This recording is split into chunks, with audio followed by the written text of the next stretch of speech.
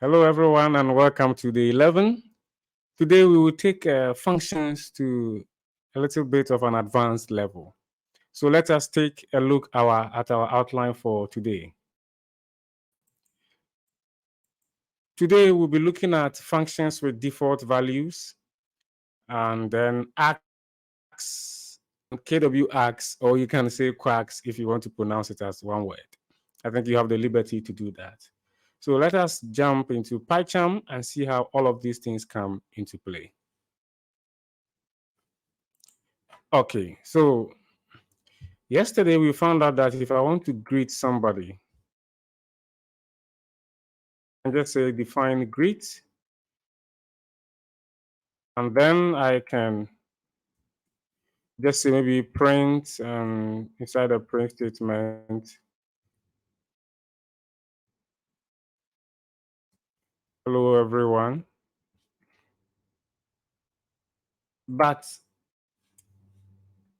I will not see the output if I still run it. I'll not see the output at the terminal unless I call this function. So we found out that we have to call it by the name, say greet, and then we bring the pair of brackets also. And then now we see the output of the function inside our terminal. We also found out that we can pass in what we call parameters in here. So if I want to take the name of the person I want to greet, then I can pass it in here. And then instead of hello everyone, I can make it hello, then the person's name or the parameter I passed. Then now I have to, why is this thing? Oh, sorry, there should be a comma here. Now I have to pass in an argument to fill the place of the parameter. So here I can say Tommy, that is if I want to greet myself. And when I run it, I get whatever I pass in here. So I change it to Bob, get Bob, and then to Alice, I also get Alice. Okay. But what if we want to restrict the user on the type of data they can put in here? Because now if I put in here, say 12, it will print hello 12. But usually we don't greet numbers. So what if I wanted to restrict the user on the type, or the type that can come into the function? Here, we know that we want to accept a string. So if that is the case, you can bring another column like this, and then type str. The str there means a string. So if I wanted to take an integer, I'll put int. If I wanted to take a float, I'll put float there. And if I have defined my own class such that I now have my own custom object, when we get to classes, you will understand all these terms. I can pass in that particular type also there. But for now, we are taking a string. So the moment I put string there, if you look closely, you see that Python is giving me some warning. And let's see what it's saying.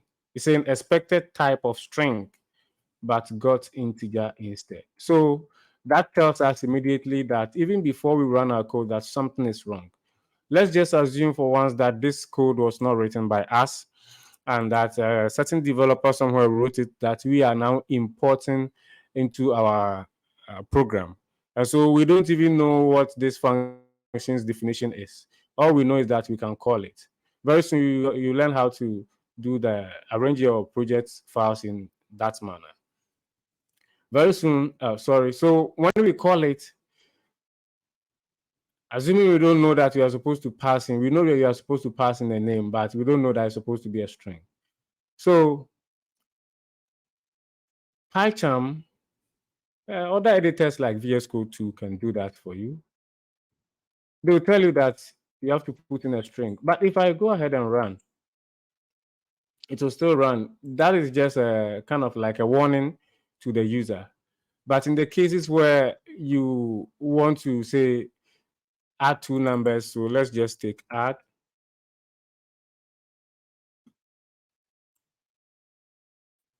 we know, let's say for A and B, we want them to be numbers, so let's just take integers. This one to be an integer. Okay. Let's even use divide so that I get to explain it more. And then here, let's just print A divided by B. Okay. And here, let's call divide and then passing, say, hello and 4. So we know that it's supposed to be an integer. So we are still ignoring the warning, then we'll run it and see. Now it throws this error for us. And in order to prevent things like this, that whenever the user like intentionally disobeys your instructions, your code or your software should not crash. So in order to prevent things like this is one of the way to alert the user that, hey, what you are giving the program or the software is not the correct type. Change it.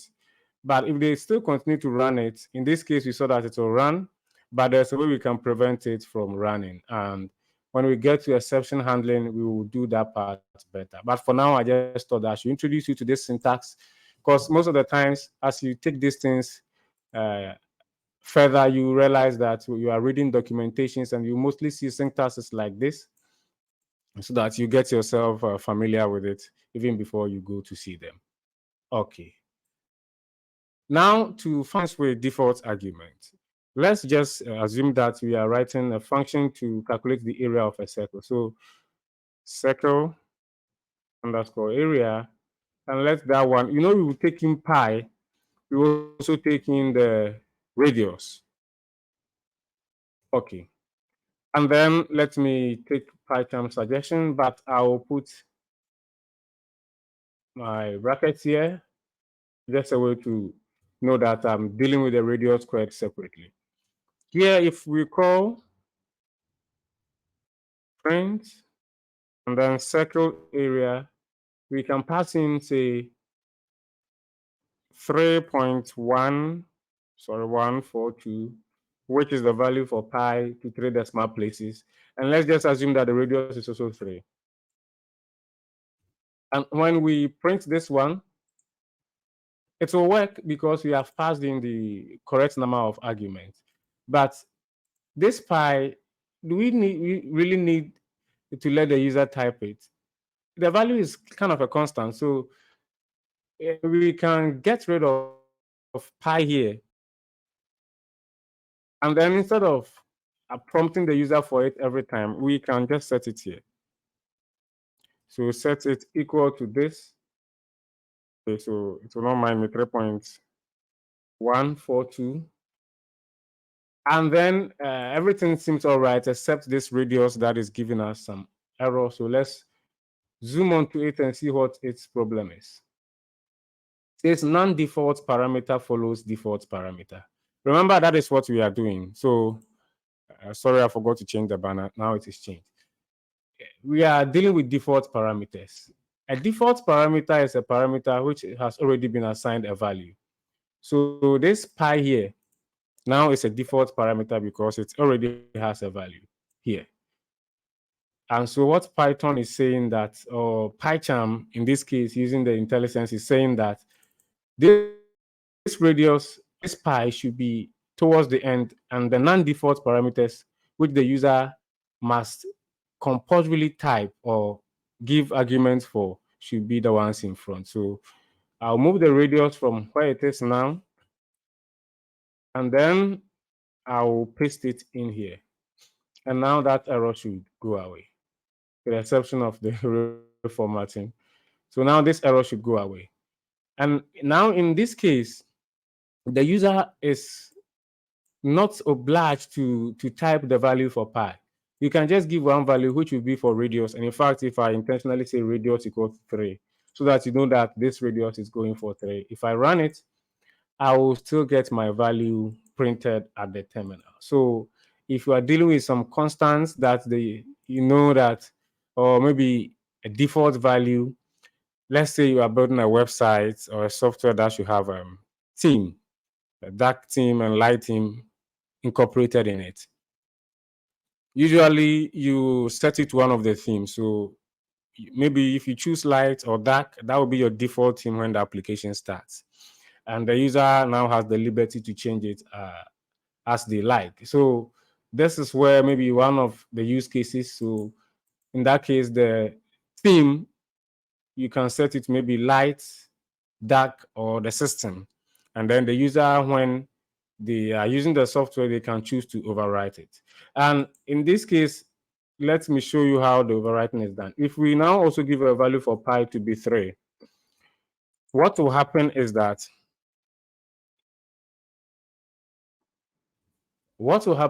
this value of 3 will replace the value 3.142 here.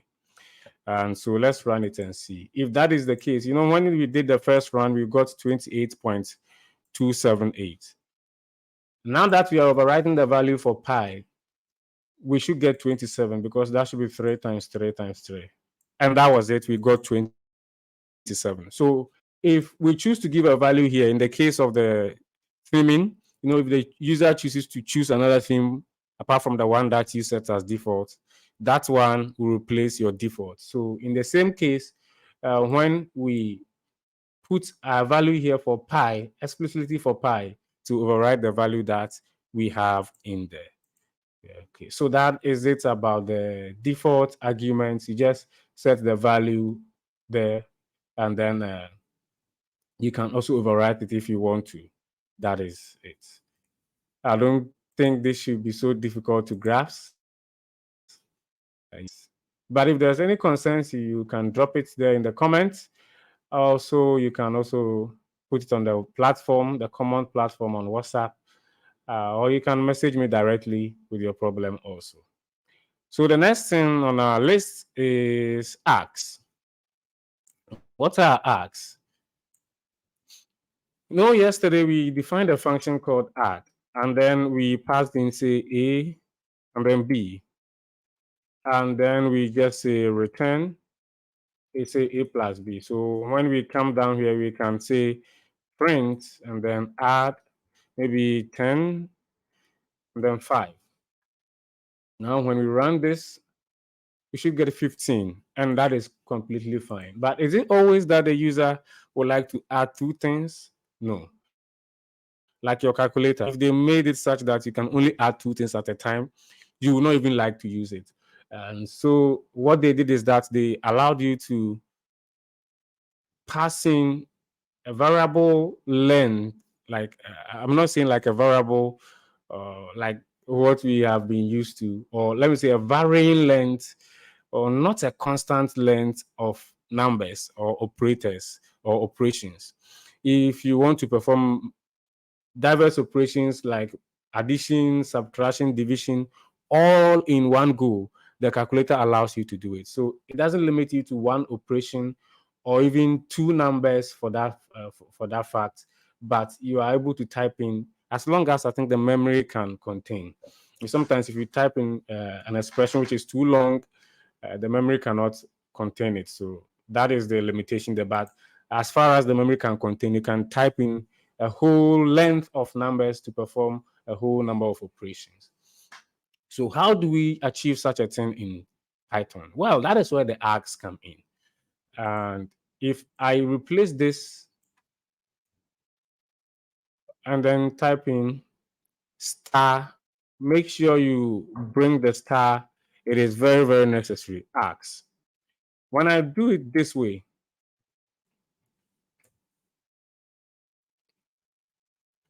that means that, fine, the user will give arguments, but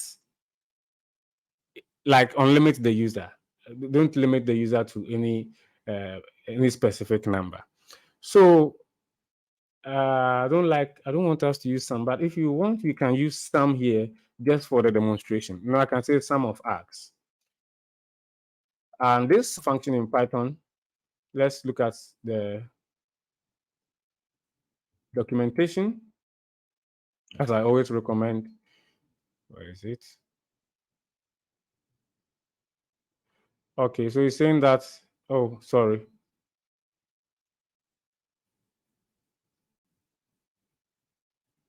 Oh, okay, it's not really allowing me, but it returns the sum of an iterable, whether a list or a tuple. I've not experimented with a set before. I think it should be able to do that. But whether you are using PyCharm or VS Code or any other intelligence editor, when you put your cursor on the sum, documentation will pop up.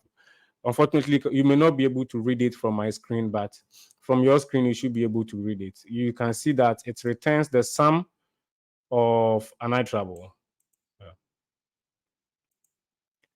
Okay, so let's just, okay, the same add, and then now let's pass in another 5, we should make it 20, another 10, no, 20, now we should make it 40, and then last 10. When we run this, we get 50, which is the sum of all the numbers we put in here. But in this case, we are not limiting the user to only 2 numbers. So if I duplicate this,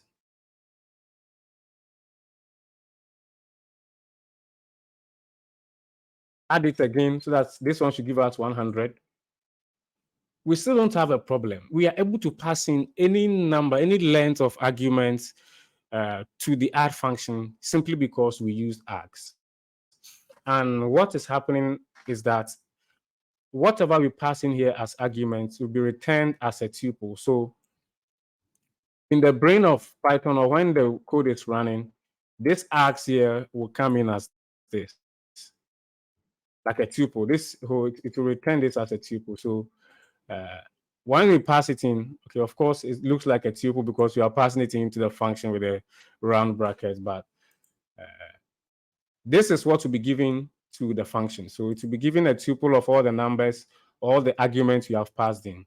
And because this sum is able to take or return the sum of iterable values like this, let me use yellow, like this, our list here of arguments, it will be passed to sum, and then sum will then now return the sum of all of these for us. That makes the development cycle very simple. So if you don't know the number of arguments, like in the case of the calculator, the user will type at a time. This args make your life very, very easy. Okay. So I don't think this should be so confusing. In fact,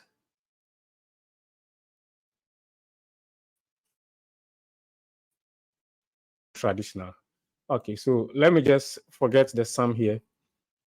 And then I can say a variable called maybe total. I don't want to use the word sum because it's a reserved keyword in Python. In fact, if I type it now, you see that it is blue. That means I cannot use it. Yours may be another color apart from blue, but if you type in that, you see that the coloring is the same as maybe print or a function or any other special keyword in Python. That means you can't use this as a variable name. That is why, even though we are returning the sum, I did not use sum as my variable name. I rather use total. So now I can see that for maybe number in args, I can say total. You know that I can keep the old state of total and add a new thing by doing plus equal to number. This syntax I know you're already familiar with. So after I've updated through all the arguments and updated the totals value so that it will be equal to the sum, I can now return total. Okay, so this will still work the same way. I should get 100. Okay, fine. But this one, we escape the use of the sum function in Python. So I've introduced you to that one also. But if you wanted to make it more traditionally, this is how one of ways we can go about it. Okay, so I don't think that should be difficult to grasp. You just pass in an unlimited number of arguments and work with all of them as you want it to be. In our case, it's add, so it's just adding. But if you are doing another thing apart from adding, you can find a way around it. Technically speaking, up to this point where you've learned functions, you should be able to do crazy things with all that you've learned so far, because up to this level, you should be now equipped to build even advanced stuff. But stick around to the 21 days. The rest of the days also promise to expose you to even greater dimensions. So now let's look at the KW arcs also. The KW arcs, very similar to the arcs, but it's only preceded by the KW. We can say keyword arguments or keyworded arguments. And when you hear a key, I know the first thing that may come into your mind is a dictionary, which in this case is very right, because KW args is used to pass a variable number of keyword arguments to a function. And the double asterisk denotes that it's a variable length keyword argument. That is, the single asterisk says that it's a variable length argument, just an argument, one. But the keyworded argument, because it's a key and a keyword or key and value, that makes it the double asterisk. So if you want to make it double asterisk, then that means you are taking keyworded arguments. That one comes in the form of a dictionary, not a tuple.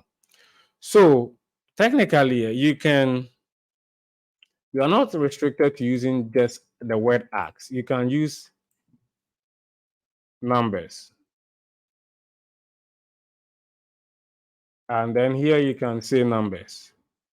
If you think that will really ease your development process and let you know what is happening, you can do that. You see that I got 100 at my terminal.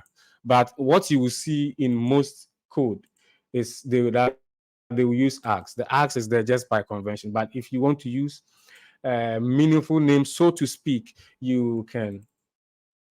The only thing that matters here is the star that comes before it. So once there is one star, it tells Python that it's an arbitrary variable length argument. But if it becomes a double star, then it means that it's keyworded. So you're not restricted to the args. You can use a meaningful name like this.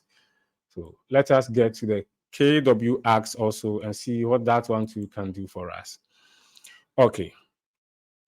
Within the function for the keyworded arguments, the quarks, so to speak, is treated as a dictionary containing all the keyword arguments that has been passed to the function. So let's just take a function that say print details. And then inside here, I'll put star KW args. And you know that I'm not limited to this. I can just put star info, star anything that I want. So for now, let me stick to info for now, and let's just print info. And then here, let's just call print details, not print details. And then I will say here that name equal to, let me pass in Tommy. And then say whatever thing is a suggestion, let me just take it. And then maybe the two should do just to show you. And then if I print this one now, you see that you get a dictionary at your terminal. And so what this is doing is that whatever we pass in, that one is also variable. It varies because we are not restricted to type in a fixed number of arguments. But whatever I give it, let me just say favorite color. It's suggesting red, but that is false. I think I'm more inclined to blue stuff. So if I run it again, now you should see that favorite color is added to the dictionary. So this is what will be passed to the function. It takes the argument name as the key and then the value as the value. So you know that this that we have down here is just a Python dictionary. And so we can perform all the operations of a dictionary on this particular output. So inside here, instead of just printing info, we can do more with it, whatever we want to do with the dictionary. But in this particular case, I will just say that for maybe key and then value in info dot items, I can just to choose to print and then let me accept this thing that it is giving us. I will only introduce you to one variable in the loop, but in this case where I know that I have key and a value that is coming in, I can actually say for key value in, if what is coming in is more than one, like in this case, the dictionary has two sides. Every entry has two sides, a key and a value. So if I know that in advance, I can just access each of those ones separately by two variables in my loop. Okay. So this one should print them to the terminal for me, not like a dictionary, but in the way that I wanted it to. So the name and then the age and then the favorite color and all that. Fantastic. And so let's say, let's look at another use of the star KW Args. Let me see here.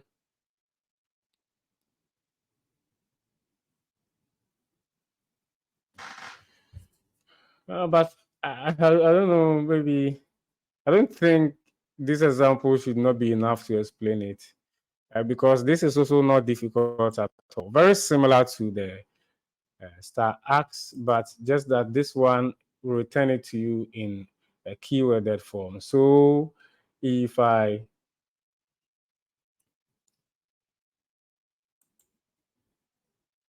add more things here, what should I even add? Any suggestion? What is this suggestion? Let me see what it was suggestion. Favorite country. Wow.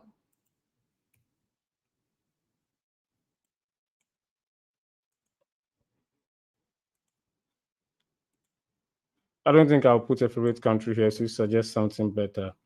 Favorite sport. That let that one. My favorite sport is golf. So if I put that one in and then I run it, I see that I get this one also here. So let's say you are writing a program that is to maybe register users or something like that, but they are all not from one setting. So the details that are coming in might change. In that case, you can just, instead of explicitly putting the function that, okay, take name, take age, take favorite color, take favorite sports, maybe not everybody has a favorite sport. So instead of just passing in these ones in here, like name, age, favorite color, okay, and then maybe favorite sport, the favorite sport. So instead of taking all these things in here and then requiring that the user types them in here like this, I think I misspelled these ones. Okay, and then this one too.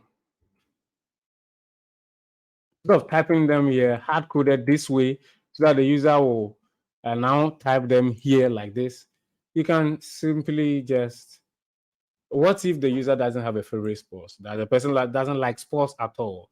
In that case, that means the person cannot proceed to register, because if I take this thing off now and then run, for now, let's just put the word pass here. That means that we are not doing anything. We get an error. It says got an unexpected keyword argument, which is favorite sport. So in the case where the user doesn't have a favorite sport or doesn't even have a favorite color, that means if they don't even also bring that one in, we will get an error. Let's just delete everything. And then apart from the other two, you still get an error because it says that it is missing one required positional argument.